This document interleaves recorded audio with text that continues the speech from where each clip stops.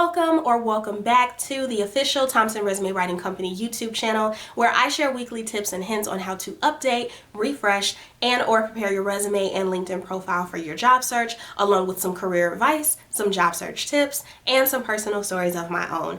I am Tamika Thompson. I am the owner and resume writer at Thompson Resume Writing Company, and I specialize in transforming bland, lackluster resumes and LinkedIn profiles into powerful selling tools that help corporate mid-level, management, and executive professionals land interviews 2 times faster in their job search, and of course ultimately help them earn more money over the course of their careers. For this video, I'm going to be telling you all of the materials that you need for an effective, successful job search so that you're prepared and you have everything that you need. A lot of times I have a lot of career professionals come to me for help with their resume, but they don't realize that a resume is not the only thing that you need for a job search. There are so many other materials that you need. So let's get right into it. A big mistake that I see a lot of job seekers make, and I myself have been guilty of making this mistake in the past, is jumping headfirst into their job search without having everything that they need to land interviews, get offers, and make sure that they are searching for and accepting the right job that is for them.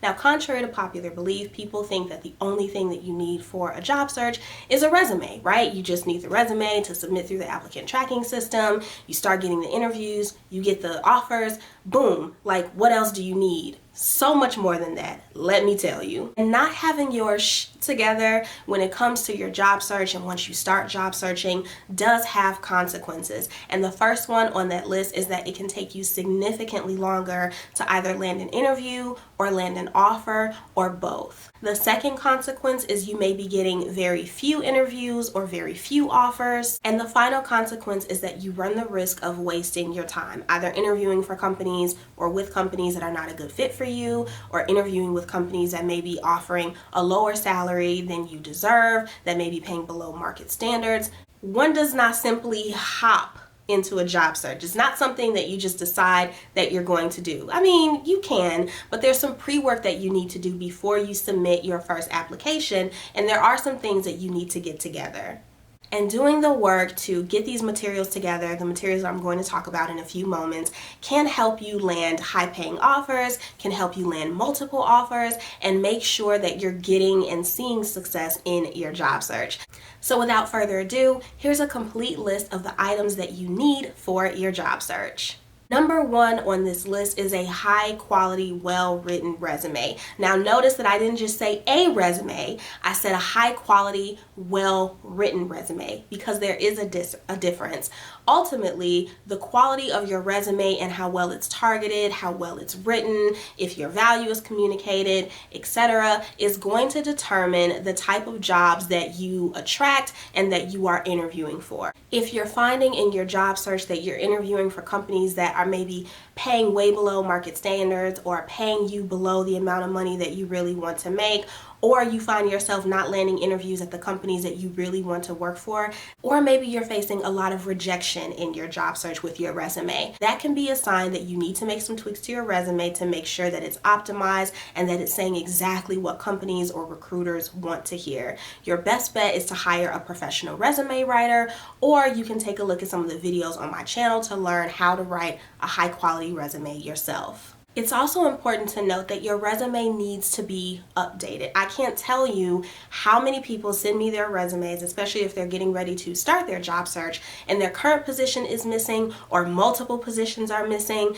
And that's just insane to me. Like, how you just walking around here with an outdated resume is beyond me. So yes, make sure that it's high quality, make sure it's well written, but also make sure that it's updated. So before you officially start job searching, set aside some time to update your resume, maybe add your current position, add your recent accomplishments, the date that you started, the name of the company that you work for, and so on and so forth. Do not, under any circumstances, be out here applying to jobs with an outdated resume. Come on now, you know better than that. And lastly, just make sure again that your resume is well written, that it's keyword optimized, that it's going to get past the ATS, and that it's free of errors and mistakes. Because I guarantee you no recruiter is going to look at a resume with a bunch of typos and go, I want to hire this person. Absolutely not. Number 2 on this list is a cover letter. Now, cover letters get a lot of hate, but they shouldn't. I have a lot of clients who come to me and they'll be just like, oh, I just want to get the resume, I don't need the cover letter, and not necessarily trying to upsell anybody, but pitching it to them because I know it's something that they should have. And a lot of people will just be like, no, just give me the resume, don't need the cover letter. I hear you, but I don't hear you though. Listen to me, resumes and cover letters are like popcorn and butter. They just go together. Your cover letter serves as a lead-in to your resume. So it kind of prepares the recruiter for what it is that they're about to read. It gives a nice overview or a nice synopsis of your career, your background, your accomplishments, and a cover letter can be used to address some questions or some concerns that a recruiter may have.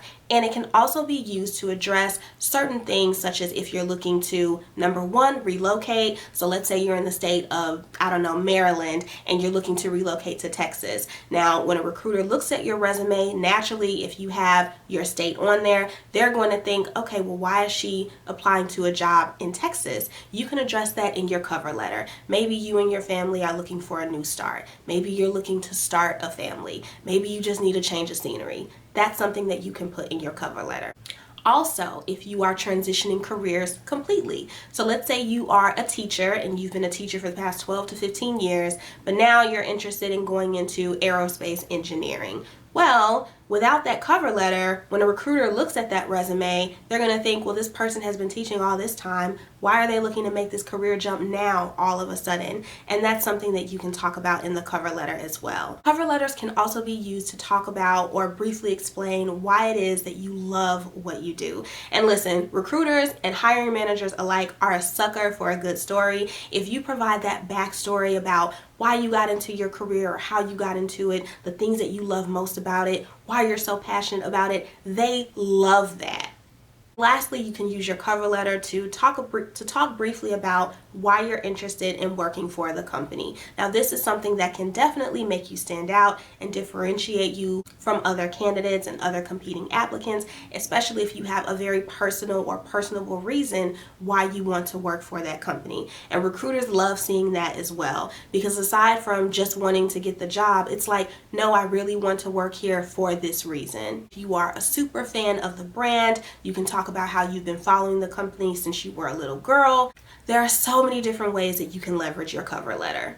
There are many rumors circulating online talking about how recruiters do not read cover letters, and that cannot be further from the truth. When I interviewed for my dream job and I attached my cover letter, the recruiter did let me know that she read it. And it's better to have it and not need it than to need it and not have it. Meaning, if you're coming across a job post that is requiring a cover letter, but you only have a resume, well, now you have to pause your job search, essentially, whip up a cover letter real quick, however long that's going to take you.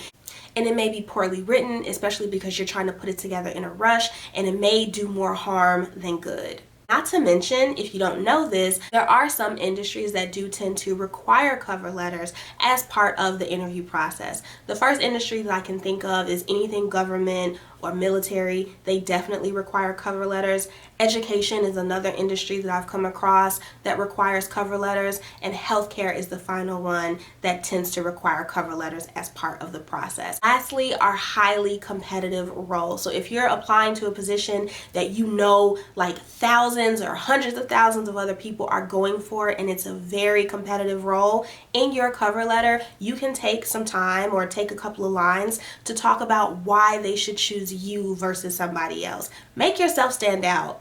Number 3 is a job search strategy. Now, I did make a video about this on my channel as well. A lot of people will decide on a whim that they're ready to look for a job, and then they just start applying all willy-nilly to anything and everything. They may not be consistent, so they may apply to one job on Monday one week, and then they don't apply to another job for like 2 or 3 weeks or something like that. You don't want to do that. If you are serious, like you are dead set on getting out of your current job and finding a new job, you need a job search strategy. And that means you need to know exactly the positions that you're going for. So what are the titles? What is the career level? You need to know when you are going to set aside time to be applying to these jobs. These jobs are not just going to fall out the sky, and submitting one application a week is not going to cut it. You need to know how many applications you'll be submitting per day, what time of day you plan on submitting these applications. And you need to know exactly the type of companies that you want to work for, the salary that you're looking for, the whole nine. And by not doing that pre-work, this is how a lot of people will fall either into toxic work environments, or they find themselves getting interviews or getting offers from companies that are not the best fit for them, or that leave them feeling underwhelmed. But at the same time, they come to me all mad and upset, talking about how they're not getting the jobs that they want and the salary offers have been trash. But boo, you didn't do any pre-work. How you mad? The energy and the effort that you put into your job search is exactly what you're going to get out. So you want to make sure that you're setting aside some time before you submit one single application to put together a solid tactical job search strategy. Next on this list are references that have already been contacted, can be contacted, and you already have their green light or their go ahead for you to use them as a reference. I will see a lot of people who will list references with outdated phone numbers, emails that are not valid, or emails that have typos in them. And then sometimes people will list a reference but not tell the person that they've listed them as a reference. And then this person is getting a call from a recruiter or a hiring manager and they don't know what to say. Do not be that person. Before you start job searching, make sure that you make a list of maybe 5 to 7 people who can vouch for your professionalism or your work ethic or your background or your expertise. Let them know that you are going to be interviewing for a particular position, and ask them if they would be willing to serve as a reference for you. And make sure that you have their current and accurate contact information. Make sure that their phone number is right. Make sure that their email is right. And also talk to them about when is the best time for a recruiter to reach out to them or to contact them. References can make or break an interview process. I have seen it happen. And so the last thing you want is to get all the way through the interview process and maybe the recruiter is not able to contact your reference for whatever reason, or the person who they contact doesn't know that the person is calling, and so it's an unknown number, and then your reference is sending the recruiter straight to voicemail every single time.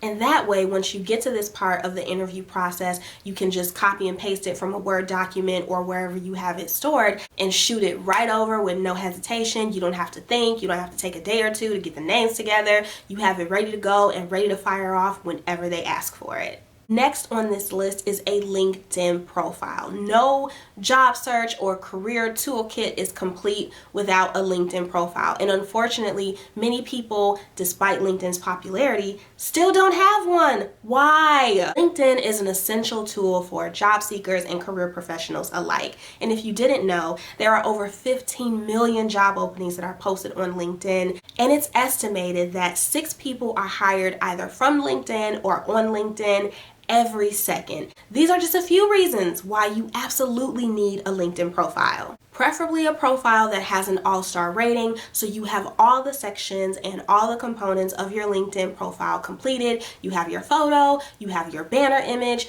you have your About Me section completed, you have all of your jobs listed, your education section is completed, your skills are listed, you have a bomb headline. It's not enough just to have a LinkedIn profile. Having one is okay, but you definitely want to have one that has an all-star ranking and that is top line, top notch. Because the better your LinkedIn profile, the better opportunities are going to come your way. The better the chances are that you'll come up in keyword searches and get more views on your profile overall. And if you have a LinkedIn profile, make sure that you have it linked properly on your resume. And I did record a video teaching you how to do this.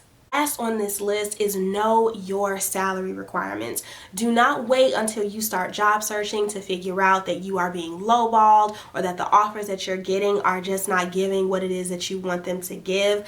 Do your research before you start your job search and understand what it is that you should be making based on your education, your experience, your background, your years of experience in the field. There are multiple websites that you can use to figure out the amount of money or the salary that you should be making. Also, this way, when you come across that question in the job application of what salary are you expecting or what's your salary expectations, you're not just picking some number, you're giving them a number based off of facts. Also, consider preparing a salary requirements letter just in case you might need it. So those are the materials that you need to begin your job search, and those are the items that you are going to need to see the most success in your job search. Do not let me catch you out here in these streets without a LinkedIn profile, without your salary requirements, without a high quality resume, a cover letter, references, everything that we talked about in this video. Is there anything that I listed in this list that you didn't know that you needed? Go ahead and comment down below. Also, feel free to comment if you genuinely just found this video helpful. If you made it to the end of this video, thank you so much for watching. And if you would like to receive more content from me, feel free to connect with me or follow me on LinkedIn. My profile name is Tamika Thompson. You can also follow me on Instagram at _Mika Thompson. And I do have an email list where I do send emails out regularly and monthly. The link to subscribe is in the description box down below. If you are not already subscribed to my channel but you enjoyed this video and would like to see more career, resume, job search content from me, go ahead and do me a favor and hit that subscribe button down below. Again, thanks for watching, and I will see you all next time with another helpful video. Bye, you guys.